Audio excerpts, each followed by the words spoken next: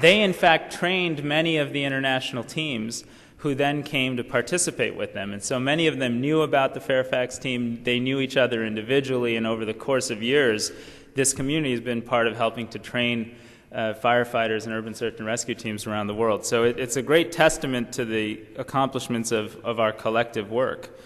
We've also worked very hard in food and water and health and a range of other sectors. Just USAID supported programs alone through many of the partners in the room here today have fed more than 500,000 displaced Haitians.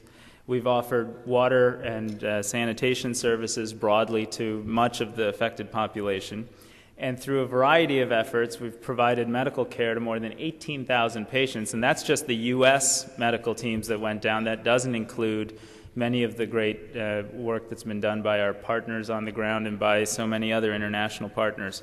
And of course, with our partnership with the Department of Defense, we've offered even more care to people aboard the Comfort, the naval hospital ship, and a range of other things. And it's really been a tremendous and significant response that was directly responsive to the President's call for us to lead an effort, but to lead an effort that included everybody working with a common purpose against a common outcome, which is protecting and serving the people of Haiti at this tragic time in their history. And so I just want to thank you for that effort and note that I was there last week and had the opportunity to meet with many of our partners, many of our own USAID mission staff, and in particular, many of our Foreign Service nationals.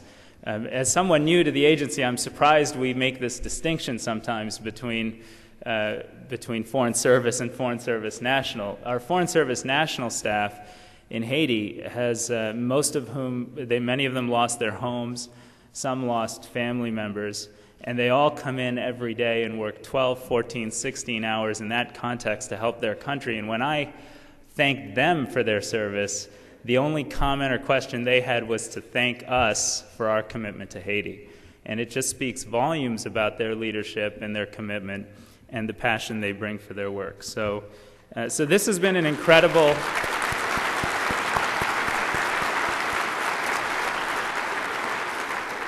This has been an incredible opportunity, I think, for the whole world, and certainly at least for Americans, to see what our community can do when we come together with a common goal and a common objective. President Obama asked for a strong response, and we are working very hard to deliver that. When President Obama accepted the Nobel Peace Prize earlier this year, he called on this community, the development community, to elevate development as a necessary component, a necessary precondition for peace and security in the world.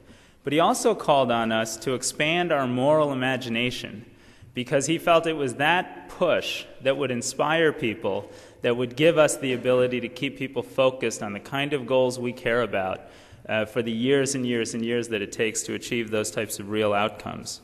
And I think in many ways the response in Haiti has been a good example of trying to do that. And of course there's so much more work to do, and there's so many problems we can solve, and so many ways to improve that response on a day-to-day basis.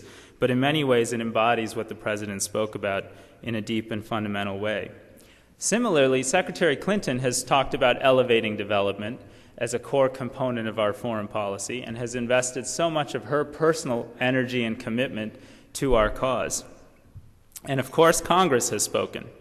At the highest levels of our governments, the consensus right now is that we have a unique opportunity to stand up, elevate development, and make it a core component of everything we do in the context of foreign policy.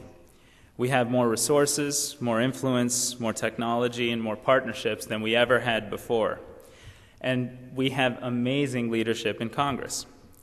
Two of our most important partners are, of course, our honorees this evening, Senator John Kerry and Senator Richard Lugar. I'm deeply humbled and honored to be even asked to pay tribute to them. It was just 2 months ago, and with some degree of anxiousness or anxiety, that I was preparing to testify before them. I thought that would be one of the hardest moments I'd have to deal with. Now I realize that it's actually quite tougher to try to honor two incredibly accomplished senators and figures in American history in a very short introductory speech. It's quite a tough task for the new guy. But during my confirmation process, Senator Kerry, in particular, demonstrated his belief in USAID and our agency's potential and the collective work that we all do together in this room. Senator Kerry signaled his willingness to fight for a stronger and more effective development policy. In fact, even since the earthquake hit, Senator Kerry has called personally several times with ideas and with really an expectation that we push ourselves to think bigger, think more creatively about what we could do if we coordinate better, if we come together as a community, and if we leverage all of the assets in the federal family to really address some of the challenges we faced, like rebuilding the port or reopening the airport. I think this direct engagement demonstrates not only his willingness to participate in these issues, but his commitment to offer real leadership.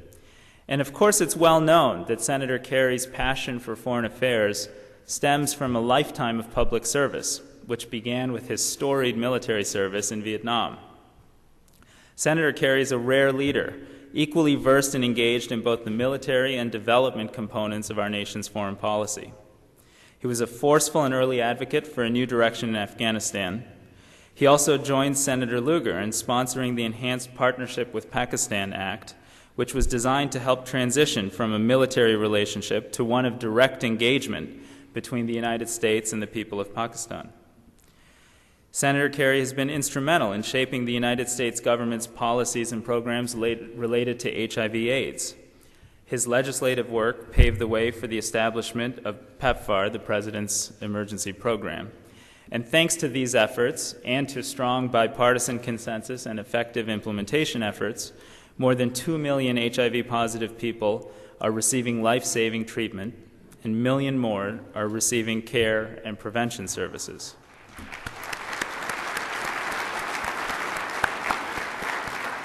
I don't know if Eric Gooseby is with us tonight, but we recognize Eric as playing a critical role, of course, in taking this legacy forward.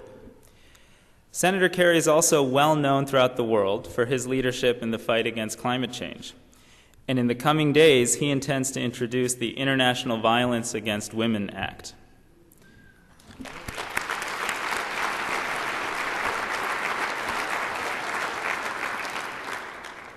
I am sorry that Senator Kerry is not here today because I wanted to tell a story of when I first met the senator in person, and it was in a London airport after the 2004 election.